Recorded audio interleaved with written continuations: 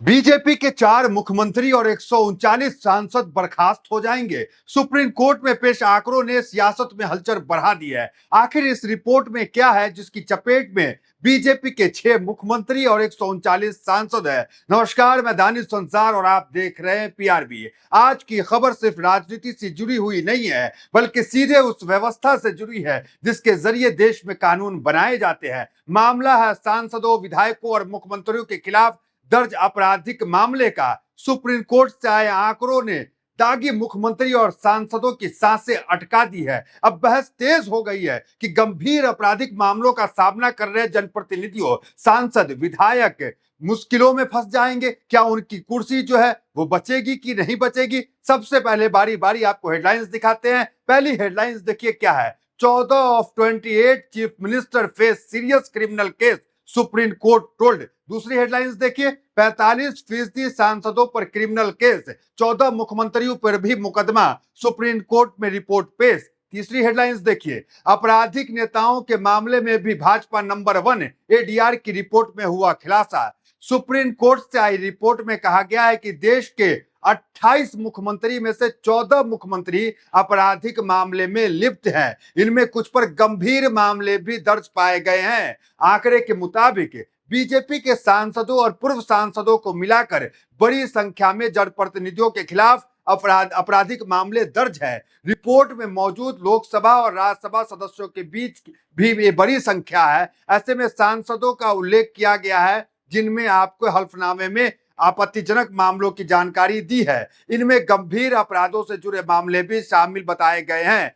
वो मामले कौन से हैं? हत्या के प्रयास, महिलाओं के खिलाफ अपराध, अपहरण और अन्य गंभीर धाराओं से जुड़े मामले का जिक्र रिपोर्ट में किया गया है। यहीं से ये पूरा मामला और ज्यादा महत्वपूर्ण हो जाता है, क्योंकि एक आम नागरिक के मामले में पुलिस जांच, चार्जशीट और अदालत की प्रक्रिया को लेकर पहले ही कई सवाल उठते रहे हैं। लेकिन अब आरोपी कोई सांसद, विधायक या मंत्री हो तो उसके राजनीतिक और प्रशासनिक प्रभाव को लेकर भी सवाल उठाए जाते रहे हैं। लोकसभा के 251 और राज्यसभा के 75 सांसदों पर आपराधिक मामले रिपोर्ट में सामने आए हैं। कुल 326 दागी सांसदों में लोकसभा के 543 में से 251 और राज्यसभा के 233 में से 75 सदस्यों के खिलाफ केस दर्ज है। रिपोर्ट में यह भी बताया गया है कि लोकसभा के 170 सांसद और राज्यसभा के 40 सांसदों पर ऐसे गंभीर मामले दर्ज है जिन्हें 5 साल या उससे ज्यादा सजा का प्रावधान है, जो कि बेहद गंभीर आपराधिक मामले में आते हैं। अब देखिए, 5 साल से अधिक किसी को सजा हो जाए, देश में एक कानून है, सजा आपको हो गई तो आपकी संसद ही चली जाएगी।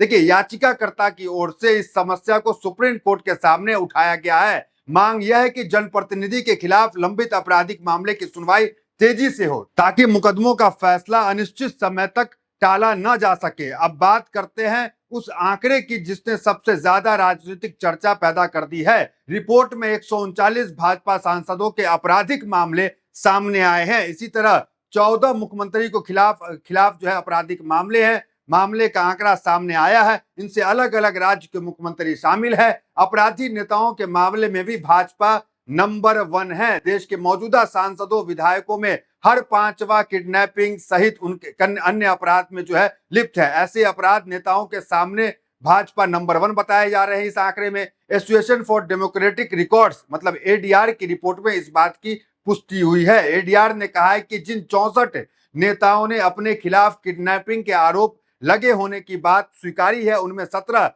राष्ट्रीय पार्टी के हैं, जबकि 4 स्वतंत्र है। संगठन के मुताबिक अपराध की घोषणा करने वाले नेताओं में सबसे ज्यादा सांसद, विधायक 16 भाजपा से हैं, जबकि 6 उम्मीदवार कांग्रेस और राष्ट्रीय जनता दल के हैं। अब रिपोर्ट में संपत्ति से जुड़ा और दिलचस्प आंकड़ा सामने आया है। दावे के मुताबिक आपराधिक मामले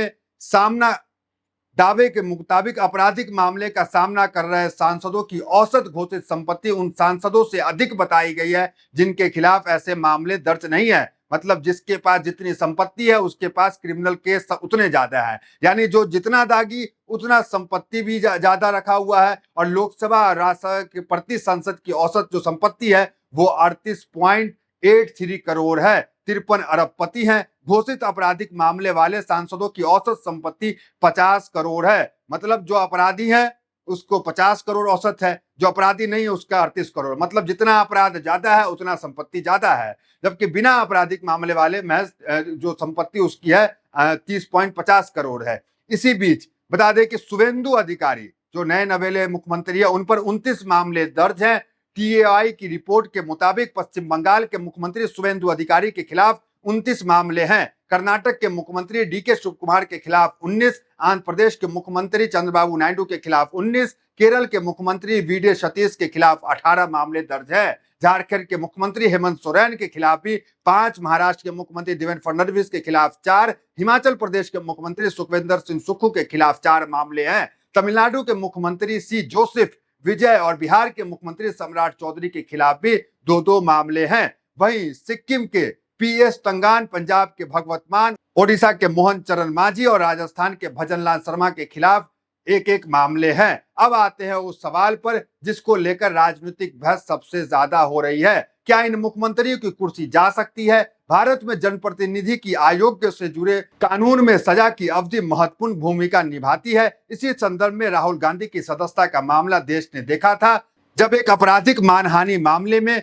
दोष सिद्धि के बाद उनकी लोकसभा सदस्यता पर कार्रवाई हुई और उनकी सदस्यता चली गई। बाद में अदालत ने राहत दी, उसके बाद उनकी सदस्यता बहाल हुई। उसी तरह लालू प्रसाद यादव की दोष सिद्धि के बाद चुनाव लड़ने की पात्रता पर भी कानूनी असर पड़ा था।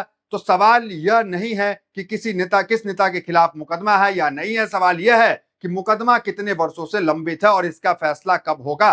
रिपोर्ट में सांसदों और विधानसभा से जुड़े हजारों मामले लंबित होने की बात भी सामने आई है। उपलब्ध आंकड़े में 4000 से ज्यादा मामले में उल्लेख भी सामने आया है। याचिकाकर्ता की मांग है कि ऐसे मामले को प्राथमिकता के आधार पर सुना जाए और उनकी निगरानी की व्यवस्था मजबूत की जाए। मांगों में यह भी शामिल है कि अपराध तय होने के बाद मामलों का निपटारा तय समय सीमा पर भी किया जाए। एमएलए अदालत जो एमपी एमएलए कोर्ट है उन अदालतों में भी जो है उसे प्रभावी बनाया जाए। हाईकोर्ट इन मामलों को प्रगति की नियुक्ति निगरानी करे। पुराने मामलों की अलग से समीक्षा की जाए और गंभीर अपराध में दोषी ठहराए गए नेताओं को चुनाव लड़ने पर जो है वो प्रतिबंध लगाया जाए, या तो लंबे समय तक प्रतिबंध लगाया जाए या आजीवन प्रतिबंध लगाने जैसे मुद्दे पर भी विचार किया जाए। यानी यह मामला केवल भाजपा बनाम विपक्ष का नहीं है, यह सवाल पूरी राजनीतिक व्यवस्था के सामने है। क्योंकि अगर किसी भी दल का नेता गंभीर आपराधिक मामले में आरोपी है तो उस मामले की निष्पक्ष और तेज सुनवाई होनी चाहिए। दोषी है तो कानून के मुताबिक जो है वो सजा भी मिलनी चाहिए, निर्दोष है तो उसे भी अदालत से जल्द राहत मिलनी चाहिए। आपको क्या लगता है, सांसदों, विधायकों और मुख्यमंत्री से जुड़े गंभीर आपराधिक मामलों की सुनवाई के लिए क्या अलग और तेज व्यवस्था होनी चाहिए? क्या दोषी साबित होने वाले नेताओं के लिए चुनाव लड़ने पर मौजूदा जो प्रावधान है उसमें जो है आपकी क्या प्रतिक्रिया, कमेंट में जरूर बताएं। क्या जो मौजूदा प्रावधान है वो सही है या और तेजी लानी चाहिए? क्योंकि आप जानते हैं कि 4000 से ज्यादा मामले पेंडिंग है और इनका प्रभाव इतना ज्यादा होता है कि पुलिस इन तक पहुंच नहीं पाती है। कमेंट में राय अपनी जरूर दें। बहुत धन्यवाद।